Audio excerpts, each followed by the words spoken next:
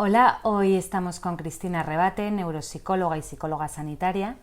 Ella está especializada en rehabilitar a personas con daño cerebral y también ofrece un acompañamiento a las familias. Y quería un poco, entrevistarla para que conozcáis este mundo de la neuropsicología, y me gustaría saber, Cristina, ¿qué es lo que te llamó la atención de la neuropsicología? ¿En qué consiste la neuropsicología y cuáles son las funciones que tenéis? Bueno, pues lo primero, muchísimas gracias por invitarme hoy aquí, estoy encantada. Me encanta vuestro centro y todo lo que hacéis aquí. Y nada, pues la neuropsicología realmente es la ciencia que se encarga del estudio del cerebro y la conducta. Y bueno, a mí me apasionaba todo este tema, estudiar qué función tiene el cerebro en sus distintas áreas. Y lo que hacemos los neuropsicólogos es emplear este conocimiento que nos da la neuropsicología para evaluar y para rehabilitar funciones cognitivas. Entonces, lo primero que hace el neuropsicólogo en todo tratamiento neuropsicológico es evaluar las funciones cognitivas de la persona para hacerse un perfil de cómo se encuentra y poder plantear unos objetivos personalizados. Y una vez que tenemos un perfil de cómo está la persona en su día a día, comenzamos a hacer una rehabilitación neuropsicológica de esas funciones cognitivas que se encuentran pues, más alteradas. En este caso, pues, lo que tratamos sobre todo son personas con daño cerebral adquirido, que puede aparecer como consecuencia de un ictus, de un accidente de coche, también personas con demencias, con distintas enfermedades neurodegenerativas. También yo tengo un programa de envejecimiento activo para personas pues, ya más mayores que quieran tener su cerebro fitness, como digo yo. Y luego también nos encargamos de tratar a niños que tienen problemas de aprendizaje o que pues, han tenido una lesión cerebral por distintas causas. ¿Y qué factores influyen en el pronóstico de un paciente con daño cerebral? Esa es una pregunta un poco difícil porque realmente no nos podemos nunca aventurar a decir cómo va a evolucionar la persona, pero sí es verdad que hay algunos factores que pueden influir, como son la edad, el tipo de daño, a qué área cerebral está afectando ese daño, también cuándo se comienza a realizar la intervención, porque es verdad que los primeros meses son clave en toda rehabilitación neuropsicológica.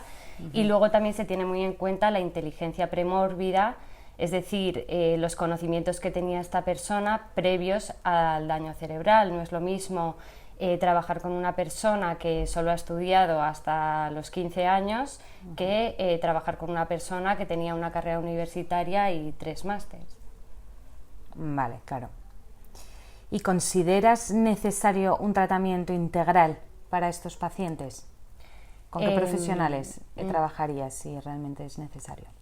Pues depende de cada caso, pero normalmente yo trabajo con un equipo multidisciplinar que incluye fisioterapeutas, porque muchas personas con daño cerebral pues tienen hemiparesias o problemas de movilidad en algún miembro, en una mano, en el brazo, en una pierna. También trabajamos con logopedas, con terapeutas ocupacionales y con un médico rehabilitador o un neurólogo también. Y imagino que es muy importante trabajar con la familia, ¿no? Bueno, la familia para mí es esencial en cualquier tratamiento neuropsicológico por varias razones. La primera, porque el daño cerebral, ya sea por un ictus o por una demencia, supone un golpe muy duro en el funcionamiento familiar. O sea, estamos hablando de, yo qué sé, un matrimonio joven que uno de los cónyuges pues le da un ictus y cambia su vida drásticamente. Entonces, por un lado hay que cuidar a la familia porque esto tiene un impacto emocional en ellos muy importante, y por otro lado porque lo que hacemos los neuropsicólogos también es utilizar a la familia como coterapeutas. Si yo quiero rehabilitar a una persona, por ejemplo, que ha dejado de atender por el daño cerebral, ha dejado de atender a un lado, que es lo que llamamos heminegligencia, que es muy impactante. Son personas pues, que a lo mejor se dejan la mitad del plato porque no la ven, porque no la perciben. Pues yo trabajo con la familia y les doy pautas para que la persona vaya mejorando en su casa. Pues por ejemplo, pues colócale todas las cosas en el lado izquierdo para que gire la cabeza y se fije en ese lado que ahora no está viendo. Por otro lado, también es muy importante la familia, porque si nos encontramos con una demencia, por ejemplo, que hay casos en los que la persona empieza a tener conductas más agresivas, es importante darle pautas a la familia, primero para que lo puedan manejar, porque eso genera mucha ansiedad, ¿no? Que tu familiar de repente pues esté más agresivo, te conteste mal. Entonces se les dan pautas para saber cómo actuar en estas situaciones, y además esto ayuda también a ese familiar con demencia a estar más tranquilo, porque la familia aprende cómo a comunicarse con esa persona. Ajá. Y hablando de la demencia, ¿se puede prevenir? O sea, ¿qué es lo que recomendarías para mantener un cerebro activo, saludable? Vale, pues lo cierto es que sí que se pueden prevenir varios deterioros. Hay factores en los que nosotros no podemos influir, como es la genética, ¿vale? Porque hay demencias con factores genéticos importantes, y tampoco podemos hacer nada sobre la edad, porque cuanto más mayores seamos, más probabilidades hay luego de desarrollar una demencia. Pero sí que está en nuestras manos tener un cerebro saludable, y se ha visto que puede prevenir demencias el hecho de hacer 3 cosas indispensables. La primera, ejercicio físico, ¿vale? Está comprobado que las personas que realizan ejercicio físico tienen un cerebro más saludable y tienen unas mejores funciones cognitivas. Con funciones cognitivas me refiero a atención, memoria, capacidad para resolver problemas. Entonces el ejercicio físico esencial.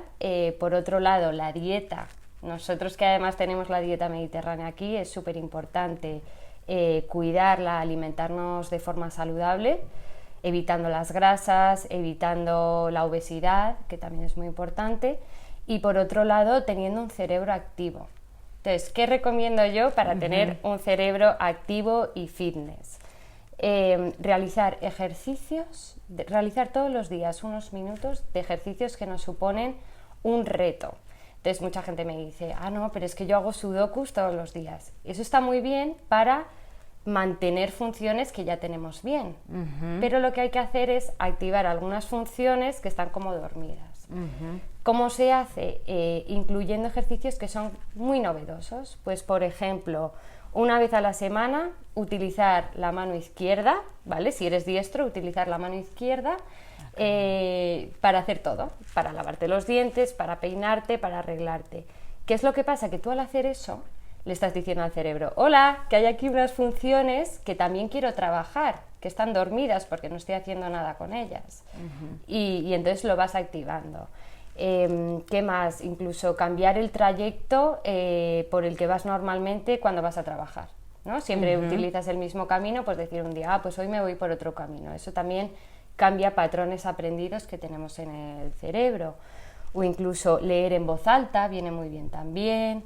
Hacer cosas que son novedosas no hacemos, y que no hacemos. Incluso una persona me decía el otro día, jolín, es que se me ha olvidado hacer divisiones. Porque claro, lo practicamos en el colegio, ¿no? Y luego nos olvidamos, tenemos el móvil, tenemos la calculadora. Pues eso, son cosas que no utilizamos normalmente, como en este caso el cálculo, ¿no? Pues ponerte a hacer ejercicios de cálculo, ponerte a hacer ejercicios que realmente te suponen un esfuerzo y a los que no estás habituados. De hecho, bueno, ya termino con esto, pero es que me parece muy importante, incluso sobre todo a partir de los 40 años, que es cuando el cerebro empieza como a bajar un poco, incluso aprender a tocar un instrumento, aprender un idioma nuevo, son todo funciones que hacen que en el cerebro se generen nuevas conexiones. No, y lo que estás comentando es muy importante, porque ahora, en la época en la que vivimos, que nos cuesta mucho pensar o recordar, porque lo primero que hacemos cuando se nos olvida algo es buscarlo en internet, pues ahí sí que es importante, y sobre todo en la época en la que vivimos, hacer todos esos ejercicios que propones un poco para prevenir esos deterioros cognitivos. Y ya por último, Cristina, sé que estás trabajando también en neurofeedback. Cuéntanos un poco a grandes rasgos en qué consiste, cuál es tu papel. Vale, pues es una pregunta un poco difícil porque es un poco complejo de explicar, pero resumidamente el neurofeedback es un tratamiento que se utiliza en algunos países en la seguridad social incluso, sobre todo para tratar a niños que tienen déficit de atención. pero bueno, se puede utilizar para cualquier persona, persona que tiene ansiedad, persona que tiene depresión o que no tiene nada y lo que quiere es potenciar su actividad cerebral. Entonces es un tratamiento que lo que hace es cambiar la actividad cerebral y el procedimiento, como contándolo de la forma más básica, es que colocamos unos electrodos a la persona en la cabeza, esos electrodos emiten una señal a un ordenador y ese ordenador me dice cómo está funcionando el cerebro de esa persona. Entonces yo le digo al ordenador, está muy bien cómo está funcionando, pero yo quiero que funcione de esta otra manera. Entonces lo que hace el ordenador es que envía una señal a una pantalla, ¿vale? Que la persona está viendo la pantalla y está viendo un vídeo, el que sea. Y el ordenador lo que hace es modificar esa imagen que está viendo la persona, ¿vale? En cuanto a nitidez, tamaño, resolución, para que se produzcan cambios en la actividad cerebral. Es decir, a través de lo que veo, el cerebro tiene que hacer determinados esfuerzos y al hacer esos esfuerzos cambia la actividad cerebral. No sé si lo he contado más o menos. Sí. O sea, ya es un tema complejo en sí, pero yo creo que, bueno, que más o menos te haces una idea. O sea, es muy sencillo. Al final la persona se tumba, se queda viendo el vídeo y hace un ejercicio sin darse cuenta, pero sí que lo está haciendo porque estamos generando cambios a través de el cambio en el tamaño de la imagen, en la nitidez y todo eso. Hacemos que el cerebro esté como en constante cambio y en constante funcionamiento. Justo. Pues nada, Cristina, millones de gracias por estar aquí, un placer. Muchas gracias. Y gracias a vosotros por escucharnos.